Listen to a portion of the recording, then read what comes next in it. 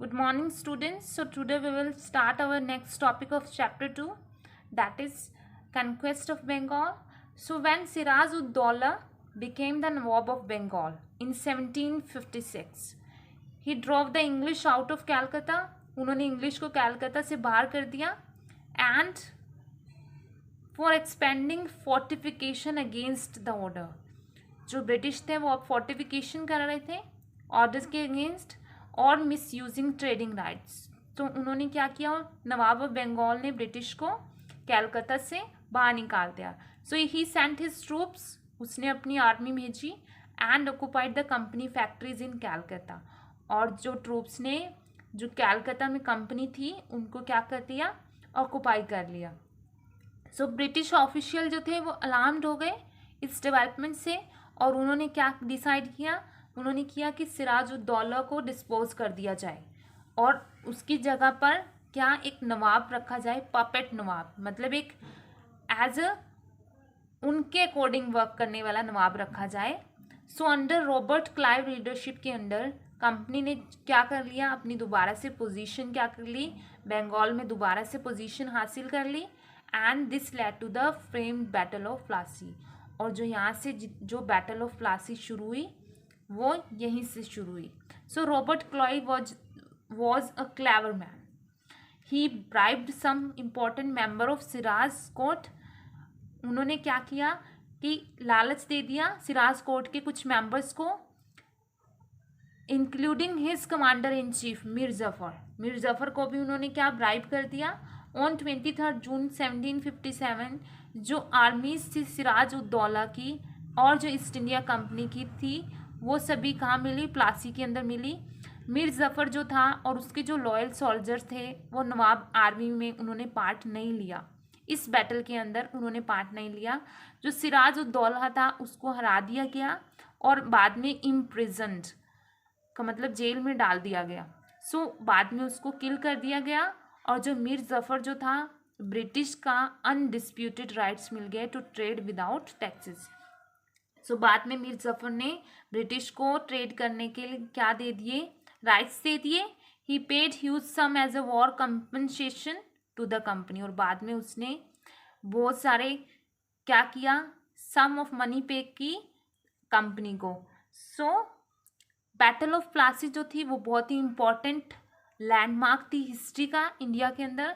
So it mark the first step of the transformation of a small trading company into a genetic political power. इसकी वजह से जो एक small छोटी सी company थी वो बहुत बड़ी पॉलिटिकल पावर बन गई. और जो ये विक्ट्री थी ब्रिटिश की, उन्होंने एक फुट होल्ड कर लिया था. They were to eventually conquer the whole India. So वो यहाँ से पूरा पूरे इंडिया को क्या करना, जीतना शुरू स्टार्ट हो गया. सो बंगाल आफ्टर प्लासी, प्लासी के बाद बंगाल का क्या हुआ, मीर जफर जो था एज अ पपेट था ब्रिटिश का, ब्रिटिश के अकॉर्डिंग सारा वर्क होता था. सो जो ब्रिटिश थे वो उससे क्या डिमांड करते रहते थे, मनी डिमांड करते रहते थे. जो कंपनी ऑफिशियल थे वो यूज़ करते थे as a golden sack into which they could dip their hand at pleasure and when he could no pay no more. और जब वो पे नहीं कर पाता था सो उसको रिप्लेस कर दिया गया मीर कासिम से. नवाब मीर जफर को मीर कासिम से रिप्लेस कर दिया गया. सो जो न्यू नवाब था वो रिवॉर्ड करा गया company by granting it the right to collect revenue of the district of Burdwan, Midnapur और चटगांव. सो आफ्टर इसके बाद क्या हुआ, shadow of the British for some years. जो मीर कासिम था ब्रिटिश की शैडो में रहा. मीर कासिम ने खुद को फ्री करना चाहा देयर कॉन्ट्रैक्ट, बट उन्होंने क्या किया, कोर्ट के ऑफिशियल जो मीर कासिम था उन्होंने ऑफिशियल्स निकाल दिए जो ब्रिटिश को फेवर करते थे. उन्होंने यूरोपियन एक्सपर्ट को हायर किया अपनी आर्मी को ट्रेन करने के लिए. He also abolished all duties on the internal trade. और उन्होंने क्या कर दी, ड्यूटीज़ भी ख़त्म कर दी इंटरनल ट्रेड पे. सो बोथ इंडियन और ब्रिटिश मर्चेंट जो थे वो ट्रेड कर सकते थे सभी के सभी. And this was unacceptable to the British merchant. तो ये ब्रिटिश मर्चेंट को क्या हुआ, अच्छा नहीं लगा. So it ended their trade monopoly और इस वजह से उनका एकाधिकार क्या हो गया, ख़त्म हो गया, and hence adversely affect their profit, और उनके प्रॉफिट पे भी बहुत फ़र्क पड़ा। सो ब्रिटिश ने क्या सोचा अब कि मीर कासिम को भी डिस्पोज कर दिया जाए, इसको भी अपने मीर कासिम को भी अपनी पोजीशन से हटा दिया जाए। बैटल ऑफ बक्सर के अंदर इन 1764 ब्रिटिश जो थे उन्होंने डिफीट किया मीर कासिम को सीरीज ऑफ बैटल्स के अंदर। मीर कासिम जो थे वो अवध चले गए बाद में। He formed an alliance with Shuja ud Daula, उन्होंने अपने अलायंस फॉर्म की शुजा उद दौला के साथ में, जो कि नवाब ऑफ अवध थे, एंड शाह आलम टू, जो कि मुग़ल एम्परर थे। इन्होंने अपनी आर्मीज़ को कंबाइन किया और ब्रिटिश फोर्सेस के साथ में फ़ाइट की एट बक्सर ऑन 22 अक्टूबर 1764 को। सो इंडियन आर्मी जो थी वो डिफीट हो गई, हार गई। बाद में एक ट्रीटी साइन हुई, वॉज साइंड, और शाह आलम जो थे टू, उनको कंपनी को दीवानी ऑफ बंगाल दे दिया, बिहार एंड उड़ीसा भी दे दिया। शुजा उद दौला जो थे उनको 50 लाख रुपीज़ पे करना पड़ा एज अ वॉर डैमेजेस, और मीर कासिम जो थे वो डिस्पोज कर दिए गए। मीर जफ़र जो थे वो दोबारा से नवाब बना दिए गए। सो बैटल ऑफ बक्सर जो थी वो डिसिसिव बैटल थी इंडियन हिस्ट्री की। डिसिसिव का मीनिंग होता है निर्णायक लड़ाई। सो वीकनेस ऑफ इंडियन आर्मी जो थी वो एक्सपोज हो गई थी। जो नवाब थे अवध और बंगाल के, और जो मुग़ल एम्परर थे वो अब डिपेंड हो गए कम्प्लीटली ईस्ट इंडिया कंपनी के ऊपर।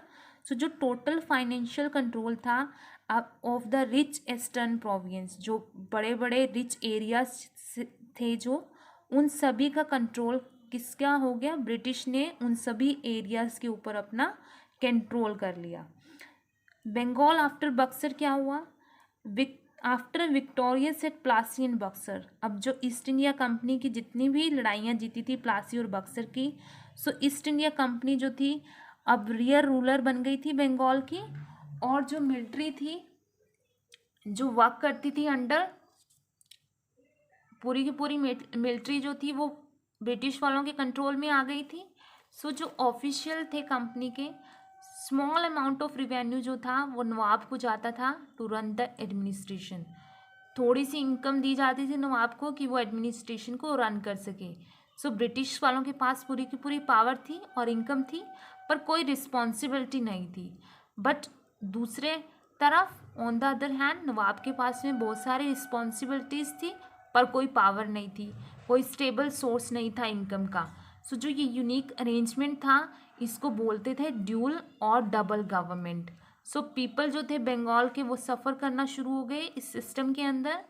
इवन ड्यूरिंग फैमाइन, फैमाइन होता है सूखा, सूखे के अंदर जो बंगाल में हुआ था in 1770, neither the company nor the Nawab provided any relief to the people.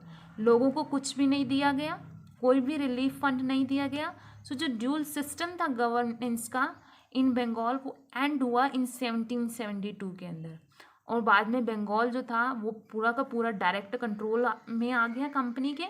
सो जो गवर्नर जनरल थे वॉरेन हेस्टिंग्स 1772 से लेके 1785, उन्होंने अपना फर्दर एक्सपेंशन स्टार्ट किया ब्रिटिश का influence in India. So we will finish at this topic.